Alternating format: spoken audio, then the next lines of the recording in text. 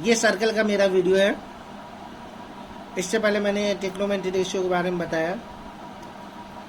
अब फिलहाल ये सर्कल आप लोगों ने शायद पहले पढ़ लिया हो, ये क्लास 10 से रिलेटेड है। बाकी कंपटीशन में आता है कि नहीं आता है इतना ज़्यादा देखने की ज़रूरत नहीं है। आप लोगों को सिर्फ सर्कल सीखना है यहाँ पर। और सर्कल वैसे डायग्राम तो सर्कल का मालूम ही है सब लोगों को कि ये सर्कल का डायग्राम है। फिलहाल मैंने छोटा बनाया, आप बड़ा भी बना सकते हैं। इसका एक सेंटर होता है जो कि ये यहाँ पर मैंने सेंटर लिया है।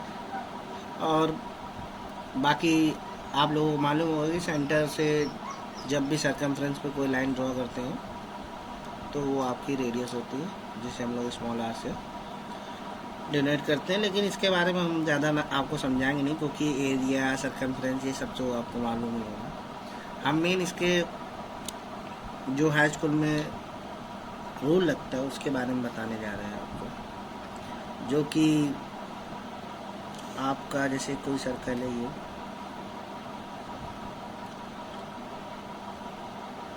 सर्कल में अगर कोई जैसे ये कॉर्ड होती है, सर्कल के किसी भी दो पॉइंट को अगर हम ज्वाइन कर दें तो ये आपकी कॉर्ड हो जाती है।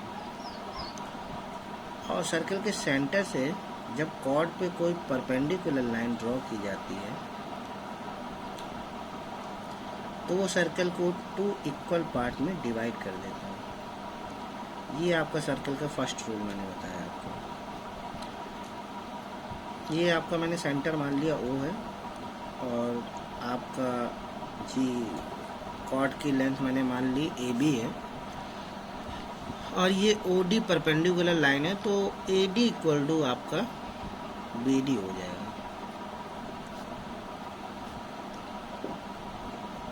सेकंड रूल आपको हम बताएंगे। ये सर्कल है आपका। फिलहाल हम छोटे छोटे सर्कल बना रहे हैं, आप लोग बड़े बड़े सर्कल बना के सीख लीजिएगा। ये सर्कल का सेंटर है, और मैंने एक आर्क ले लिया यहाँ पर। मान लिया ये सर्कल पे एक आर्क है A, और ये आपका B।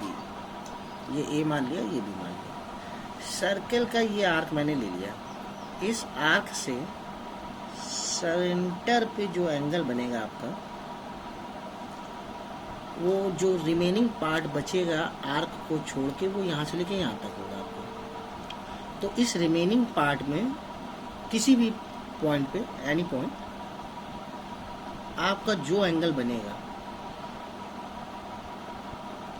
जैसे सपोज मैंने मान लिया ये रिमेनिंग पार्ट पे एंगल बनना है x, तो सेंटर पे बना एंगल इस रिमेनिंग पार्ट पे बने एंगल का 2 टाइम्स होता है, मतलब डबल होता है, तो इसको हम 2x लिख देंगे। ये रूल याद रखिएगा कि एक ही आर्क से, सेम आर्क बोलेंगे इसे, सेम आर्क से सेंटर पे जो एंगल बनना है, और रिमेनिंग पार्ट यहाँ से लेके यहाँ तक आपका बचा, तो उसके किसी भी पॉइंट पे उसी सेम आर्क से जो रिमेनिंग पार्ट पे एंगल बनता है,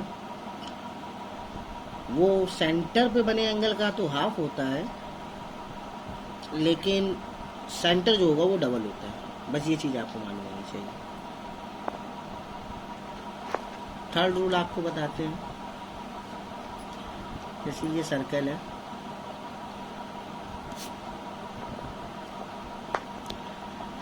सर्कल पर कोई 4 पॉइंट ले लीजिए आप। सर्कल पर कोई 4 पॉइंट, तो इन 4 पॉइंट से मिला के जो एक डायग्राम बनेगा आपका। अब स्केल तो है नहीं, ऐसे ही लाइन खींचेगी भाई। अब देखो, तो इसे साइक्लिक क्वाड्रिलेटरल बोलते हैं फिलहाल। ABCD। साइक्लिक क्वाड्रिलेटरल में अपोजिट एंगल का सम 180 होता है। ये angle A equal plus angle C equal to 180, और यहाँ आपका angle B plus angle D, ये मैं डबल खींच रहा हूँ, इसका मतलब इक्वल नहीं होते, इन दोनों का सम 180 होता है। फिलहाल angle B plus angle D equal to 180।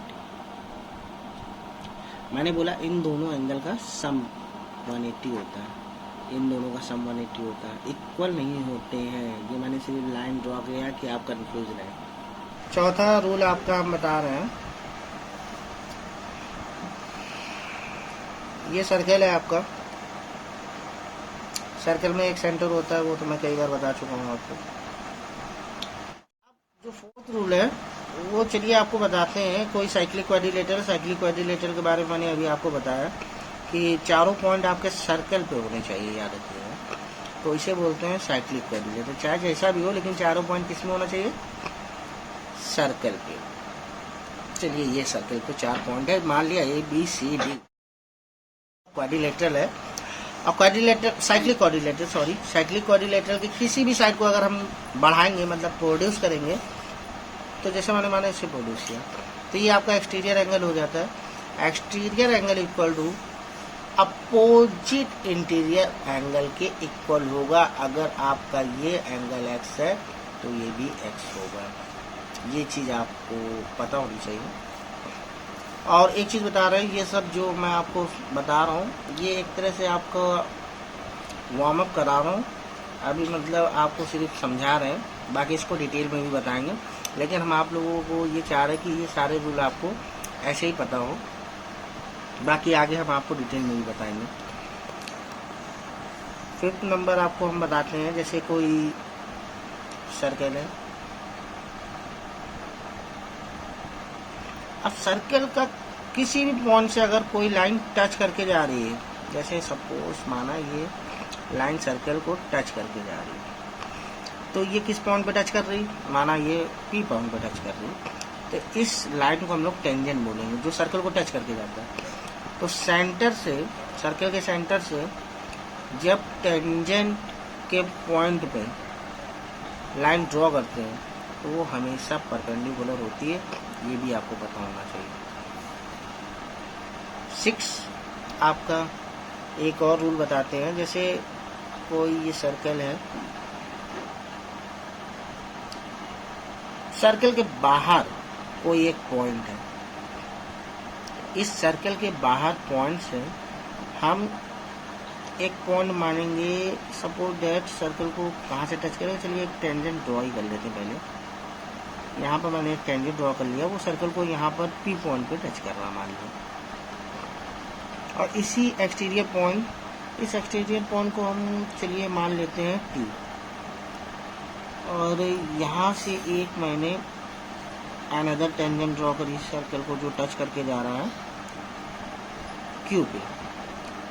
तो आपका ये जो टेंजेंट होगा वो इक्वल होगी, ये length of the tangent TP equal to length of the tangent TQ।